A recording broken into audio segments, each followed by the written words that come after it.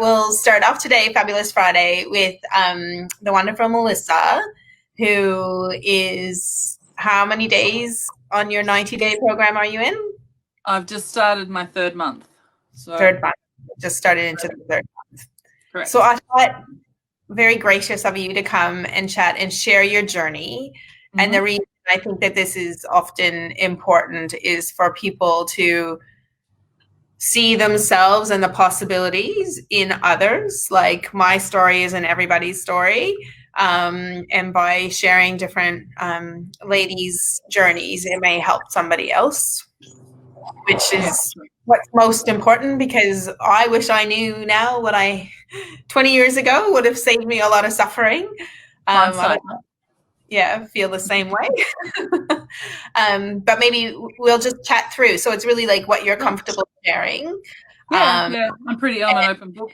So go from there. So I guess what brought you to the point to look at losing weight differently, for engaging with a coach, and what's your background, I guess? Yeah, sure. I suppose it will come full circle. So I'll start back where it all kind of began, my bad habits. So I got a really large family history with cancer, and from a very young age. So my brother was diagnosed with cancer when I was about 3, and he had a battle with that for about 18 months. So till I was 4.5, he passed away. And during that time of treatment, I was kind of fed to be hushed up, because I was either in a waiting room at the Royal Children's Hospital, or I was in an ambulance, or I was always somewhere because I was the youngest sibling. And so if I was having a bad day, Mum would feed me. If she needed to talk to a doctor, she would feed me to keep me quiet. And then once we passed, I was fed for comfort. So through, I suppose, a 4.5-year-old mourning the loss of, her kid brother, she fed me for comfort. And then that kind of extended and went on for a few years. So, she was sending me with workman lunches to school, and I was 5 years old, because I was hungry, because that made me feel good. Yeah. It's kind of that, and that's where my bad habits started. And Mum kind of talked to me about that much later on in my life. And kind of blamed herself, but really, I'm 49, I've picked up a lot of bad habits of my own along the way. But certainly food as a crutch was taught from a very young age. So from about the age of 10, I went into that whole Weight Watchers cycle. I was the youngest kid at Weight Watchers, lost 20 pounds. But that's where the yo-yo dieting sort of started for me. So I've been up and down literally for a really long time. Fast forward through my teens, where I maintained, a reasonable weight in my eyes, to, 17, 18 years old, ballooning back up and losing it again, and then ballooning. So, look, the journey's been long.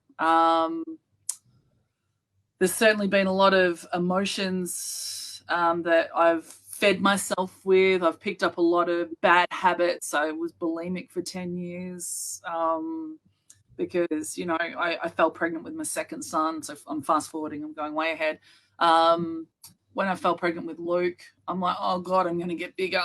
So, that's when bulimia started, which he was a very healthy baby. So it didn't do him any harm, thank God. But it was a issue. So wow. I've dealt with them all. So I kind of, to get to where I am now, 49 years old, know that lifestyle illnesses are going to really start coming onto my radar. Been pre-diabetic for a few years. I've never been able to manage my blood sugar. When you and I first kind of met, you were on your own journey with this, and I thought, yeah, keto sounds good, but I went in the whole, well, it's keto so I can eat it. So I was eating way more than I should and not getting the results that a ketogenic diet really gives me, started to give me. Then, COVID hit. Like, this is a really whirlwind story. COVID hit, work kind of collapsed, and I found myself at home thinking, I have a path here, and I can either really look after myself or just completely obliterate myself. And I chose to look after myself. I knew about your journey. I knew your success. I knew you had a business. I wanted to support you. And really, you're my first coach. And knowing your personality, I knew that you would see through my bullshit because you've been on a yo-yo diet your entire life and you've been criticized for your weight. You've been ridiculed for your weight. You learn to deal with a lot of bullshit, right? And you learn to be quite quick with your wit. Yeah, I haven't. You've come straight through my armor. So that's kind of how I found myself here. I knew who you were, so that was a benefit for me. And yeah, and I wanted to support you as a small business as well. So yeah, I chose to take an enormous pay cut, but jump in and look after my health. And yeah, and here we are, 8 weeks later, and Yeah. I've felt in control of my journey with guidance, you know. So one of the 5 steps that I found for myself that I needed to take, and what I teach in the master class and that we kind of build on in coaching, is that you need to invest in yourself. And you just spoke about, you lost your job, basically, you lost your income, you know, and obviously there is a financial side of coaching. And there, during COVID, I mean, that's an immense like commitment, right? Like to go, okay, you know, but how would it be different? Like for me, I ordered, you know, along my journey many times, many different diets in my inbox and things like that. And when they're, you just shuffle them aside, right? So Yeah. almost having the pain of handing over that money during COVID, do you think that that's actually like been a little bit of added responsibility for you, or like has it given you some kind of like, well, I don't really have this money to hand over, so I better show up? I get what you're saying. No, look, I Yeah. made some other concessions. You know, Yes. COVID, you know, I can't go to yoga. So I do free yoga. So it saves me $130 a month. I'm not going to the coffee shop and that saves me $70 a week because I was a 2 cups of soy latte a day. You know, it's $10 a day on coffee. And then on a weekend, I might have more than 2. So that's a minimum. So no, in terms of the cost, I really was investing in myself because when I think about it and how I work out, can I not? How much is diabetes going to cost me? How much is heart disease going to cost me? How much are all these lifestyle illnesses that I'm looking down the barrel going to cost me? And the answer is a shit ton more than a coach. So that's my that's how I sort of settled that ledger. Yeah. And then I guess another thing that comes up for women is, you know, a little bit of sometimes embarrassment, or, you know, having to ask for help, you know, because it's some kind of, you know, shame in regards to that we can't manage our own. Like, how did that present for you? Look, like I said, I've battled weight my entire life. I've been overweight 95% of it. Um, and really, like, I suppose one of my biggest traits is I'm like humility, right? I'm really able to laugh at myself. I'm really able to see, and I'm also pretty compassionate. So I really had to turn that around and allow myself to just admit defeat, right? Like I was not getting there. And I know that you talk about a healthy fat person. That's how I saw myself. I was fit. I You're sized very like I you made exercise. really freaking good like food choices all the time. Speak to anyone that I work with. I wasn't the one eating the cakes that came into the office every other day. I was the one eating the lettuce, and my weight was it was getting more and more and more, and I was spiraling. Like I got to the biggest I've ever been making good food choices, which was heartbreaking because what more can I do? And you know, and then you kind of popped up here, poof, and like Ness has done it. Like I've seen you go through the whole thing, and I knew that you had success, and I know that it takes time, and got plenty of it. So I decided to jump in. Yeah, you're one of the. I certainly didn't feel ashamed though. It was time to look after myself. You're ready to own it, yeah? Absolutely. Like I kind of have my own little tagline about living large, but I can't live large. Like to live that really big life, I've got to be healthy. Yeah. Absolutely And ready to own it. yeah, definitely. And you have owned it. Like you've worked so hard Yeah. in these first 2 months, you know, really being honest and owning your past and Yeah. owning your future, right? Like you know where you want to go, Yeah. you know, worked Yeah. on that vision. Yeah. And each day you're being that person in the decisions that you make, which is like so inspiring to Yeah. for me, like to see it. And I know for other people who are witnessing your journey as well, it's really inspiring. So, Yeah. you know, for sure, you're doing the work, which is paying dividends, right? So Yeah. maybe Yeah, like absolutely. what's happened for you in these 60 days? Even what happened in the first 28 days that was a surprise. Yeah, look, everything's happened to me, to be honest. I feel bulletproof. I really do, and what that means, it's really hard to articulate. But I do. I feel invincible. I have gone from this person always really struggling on the mouse wheel, like, oh, got to lose weight, got to lose weight, got to lose weight, got to make good choices. Don't eat that. Don't eat that. Don't eat that. And having people say to me, "You've got to live. One, just have it." You know, to entering the program, entering your arena, really focusing on not so much the food. I gave myself over to your program because that's the whole point, right? Like I'm trusting you to guide me along this path, and you stick to the plan, you're going to succeed. But the psychology work that you and the questions and the needling, like Melissa, why, Melissa, how? I've really paid a lot of attention to who I am and who I want to be. So in 28 days, you know, I went from not being able to do up pants to now wearing pants that I bought in 2017 for a trip to Europe in 2018. I bought myself a small pair of pants thinking, all right, you got 12 months to get into these, girl. Never got into them, but I'm into them now. And that's in like the last 8 weeks. You know, the first month, it was tricky, and not tricky because of the food, but I wasn't sleeping.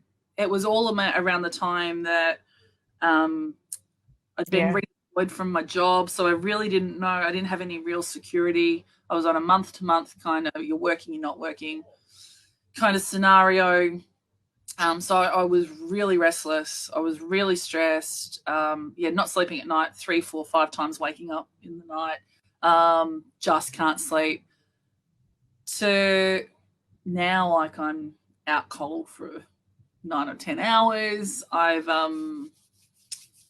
really embraced the lifestyle that comes with the program. You know, I'm not drinking. I've chosen to be sober while I go through this, so that I have no weakness, you know, state of mind, no inhibitions. What else has happened for me? I'm literally just shrinking. If you know, and I have a really clear I have a clear path. I know exactly where I want to be, and I'm putting in the groundwork to get there. Which is great. The tiara slipped once. Like I had chocolate gate on Sunday, and I had that no sugar chocolate, which I ate a lot of and then threw it out because it was not what I wanted and it was not going to serve me. But you know, I bounced out of that pretty quickly. I'm exploring different sides of myself. Like fasting was that was an effort for me. Like, because again, having a weight issue, fear of missing out, like the whole FOMO and deprivation. Oh, you know, I can't eat that.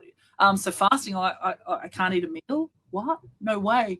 To now really only needing a meal a day. So I'm really listening to my body for the first time, which is a huge change for me. And even like fasting isn't required by the program. Not at all. for you started to happen a little bit naturally, didn't it? Absolutely, it did. Yeah, yeah. And you've got a little phrase about staying in your lane. When I see people and hear people doing different things, I'm naturally inquisitive, so I will kind of move across into their lane. But I've found my way back to mine. And I know that carnivore is great, but probably not so much for me. Whereas I thought that would be my go-to because it mimics fasting and all that sort of stuff. But I actually prefer fasting. I prefer to go without. I just don't need as much food anymore. I'm really, really clear in my thought process, and I can recognize for the first time in a really long time what hunger feels like. Yeah, it's amazing, isn't it, when you haven't felt it for most of our lives, or we were always hungry, right? Like you always felt hungry, so absolutely, hunger because you had to eat because you were always hungry, like always hungry. But you were just feeding an emotion. You weren't actually feeding gut. You weren't. It wasn't an energy requirement. It was an emotional requirement. Yeah. So for me, anyway, I can't speak for everyone else. Yeah. And what do you think is one of the surprisingly almost easy things that you've adapted into your life that you wouldn't have thought?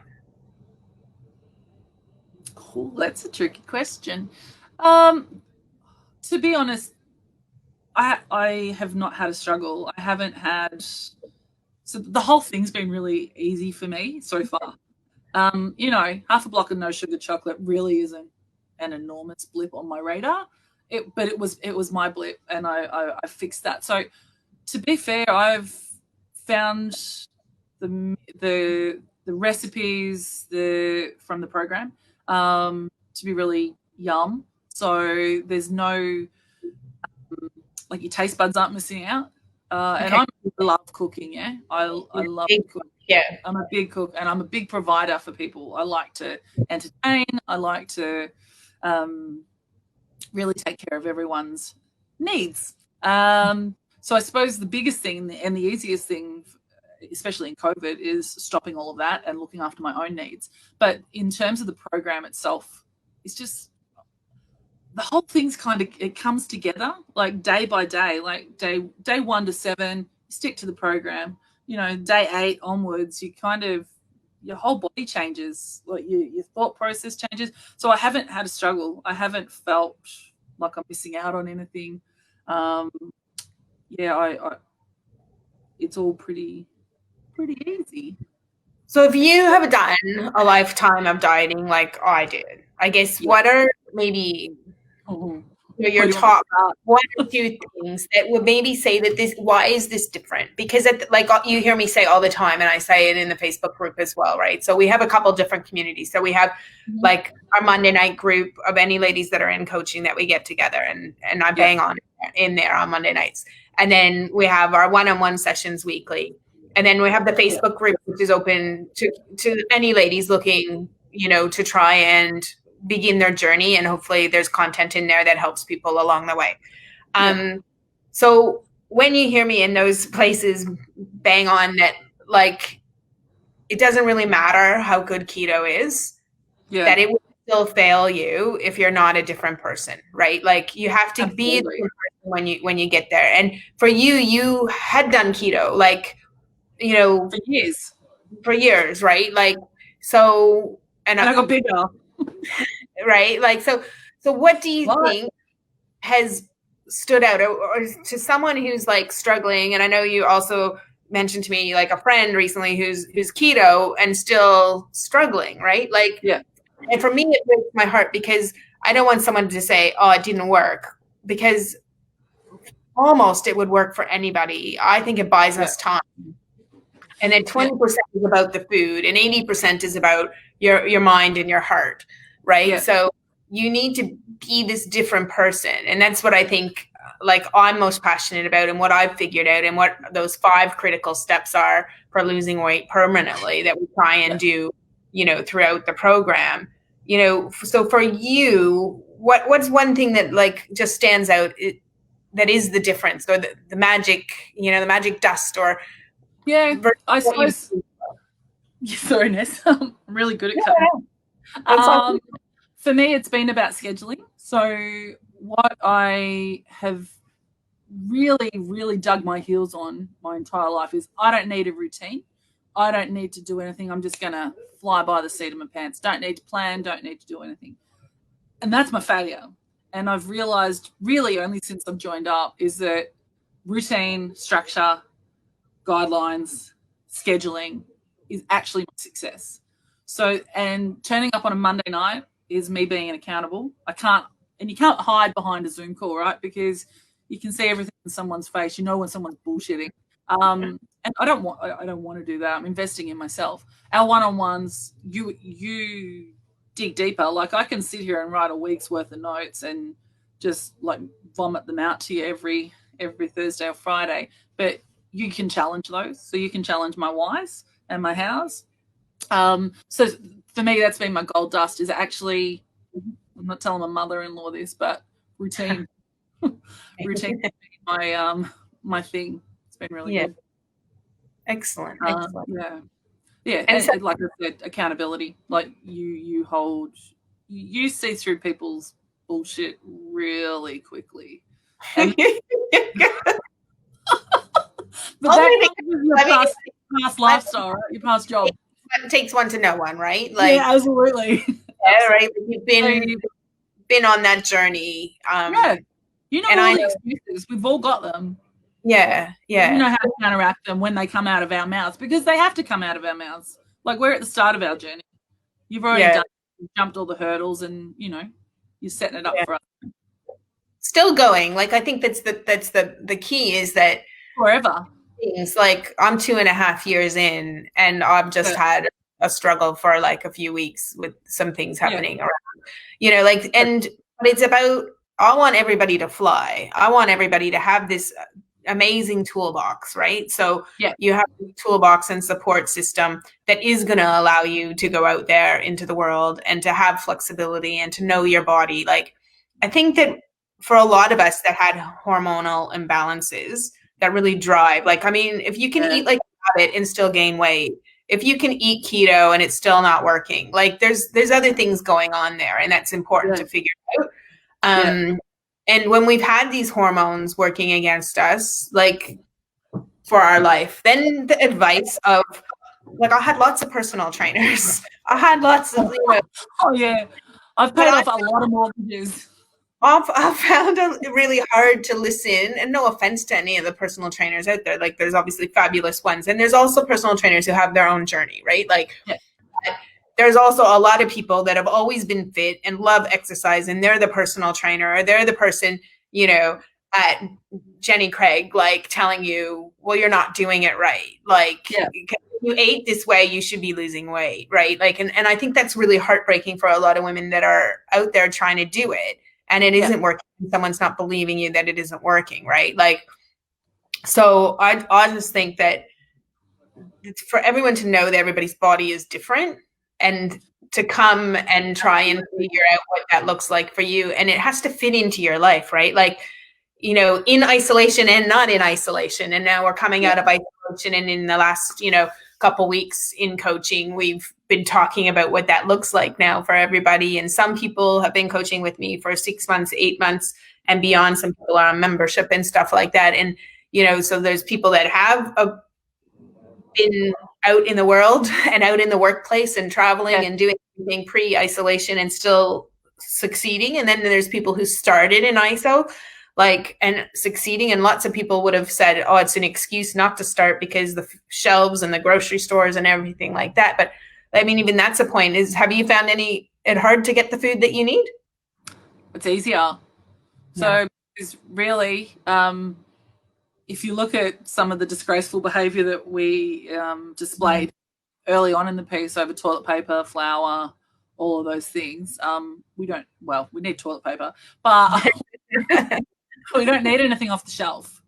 Everything I buy, and for a really long time, my grocery bill has been from a butcher shop and from a grocer, like a proper grocer store where I get my deli goods and I get my fruit and veg, and that's predominantly what I buy. So I also live in a house that is not keto.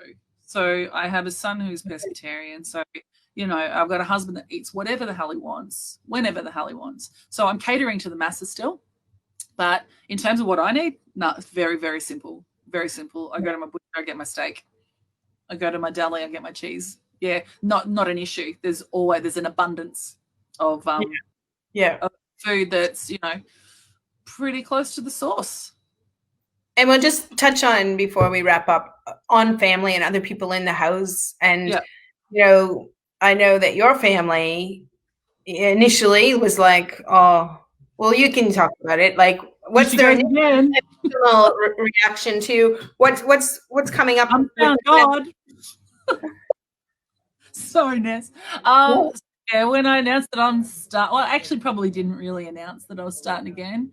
I just I loosely threw in the side, just jumping on a phone call with my coach, you know, really talk about what your role was, other than I actually referred to you as my life coach. And I said, and she's also my mate. So yeah, jumping on my Zoom call, and I'll see you. Be quiet for an hour, please. And then as I got more and more comfortable, and probably I tested the water to see that it was going to work for me. And when I felt in control, which came really quickly, it was like, yeah, this is what I'm doing. Because they see, right? They see the tables or the teaspoon of cream go in my coffee for breakfast, and they see the butter in the pan. They see that stuff, and they're like, oh, Mum's doing keto again. And actually, James said to me, who works in the health industry, right? Like, he comes from, James works in the health industry, like, you know, yeah. And at first he would have been like, what's going on? What is this? Like, yeah, well, he's always worried. He's always probably been worried about my size and my actual what's going on with my organs, and has been really encouraging. However, you know, the term keto comes out, or the term fasting comes out, and he's like, Mum's found God. You know, she's having an evangelistic moment. He'd say to me, Mum, I'm super proud of what you're doing, but you just don't need to talk about it all the time in the house.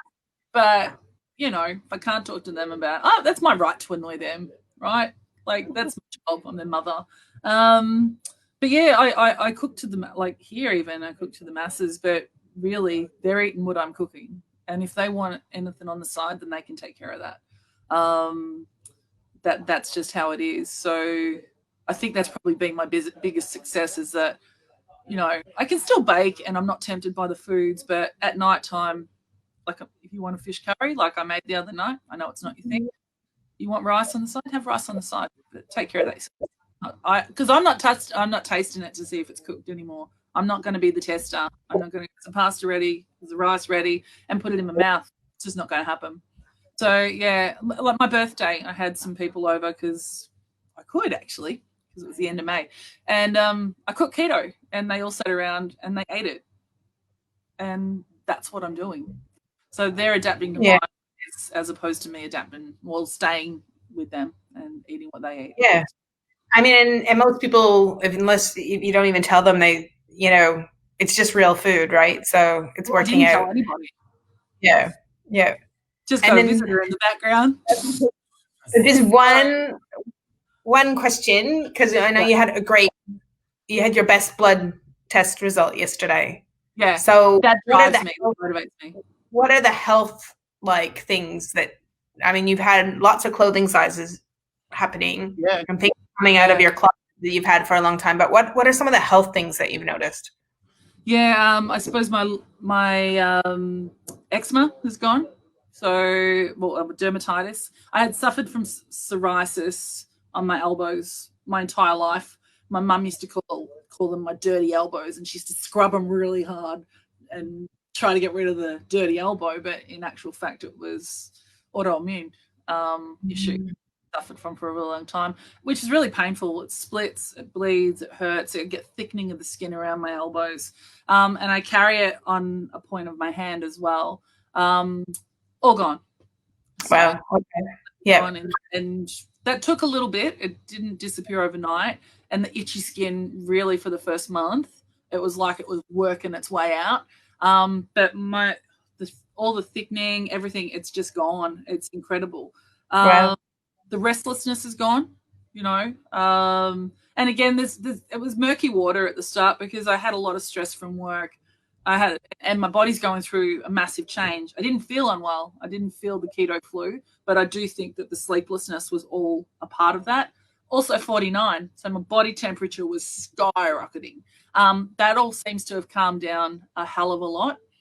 I've had no ovarian pain, which is I'm happy to talk about, but that kind of has all disappeared. The dermatitis that I used to suffer from on my legs has gone.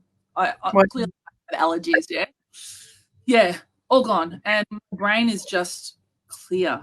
So I see things very differently, unaffected emotionally by stupid comments. Like whereas before, if you said something that was even a little bit funny but kind of a dig, I'd be not unaffected. Awesome. Wow. I'm feeling very, very strong mentally. Yeah. Yeah, all the aches are gone. The sore shoulder, the sore knees. James said to me the other day, you know, you're less headachy because he'll treat me. So yeah, just less of things going on in my body. It's great, and my blood sugar is the one thing that I'm on because I have been trying for a really long time to not be diabetic and to come out of the pre-diabetic phase or state, and it's working. So previously, like, pre starting the program, what were your blood readings? I had around 7, and I found myself a low carb doctor, who spooked about being ketogenic diet, ketogenic supporter, and that's a big thing in a GP because it's pretty hard to find people that will actually give this time of day. But the first thing he did was made me do a glucose fast, and it was high, and he put me on metformin. And I'm like, hang on, you're like a keto kind of guy. I'm here because I don't want to take pills. Like that's not my answer. I've got to be able to manage this myself through nutrition. And he put me straight onto these tablets that had ridiculous effects on my body. So, and what I mean by that, I just felt that I was really sweaty all the time. Body odor, it was awful. And I felt really conscious of it. So I threw him in the bin and I didn't go back to see him. Okay, I don't advocate your doctor. But really, the last 8 weeks, I dug out my my monitor and started testing my bloods again. Yeah. And the ketones, I find I'm not focusing on those so much. It's a good guide, but my win is my low blood sugar. Yeah. And what was your reading yesterday? 3.7. Wow, from 7, right? Yeah, so from 7. Yeah. And you're not required like to test your bloods. You just already had the machine and that's something you were doing. So it's always nice to have a little extra data, to go along with the shifts that we know are happening and the focus that we know is like on-scale victories, I believe. And, you are working in this realm as well, that it's the non-scale victories that will keep you in this lifestyle, not the scale. Absolutely. So we don't focus on the scale. Yeah. Yeah, awesome. Absolutely. I went shopping this morning online and bought myself, my first size 16s in a very long time. So they might not fit when they get here, but they'll fit next month. That's my motivation. Yeah. So yeah.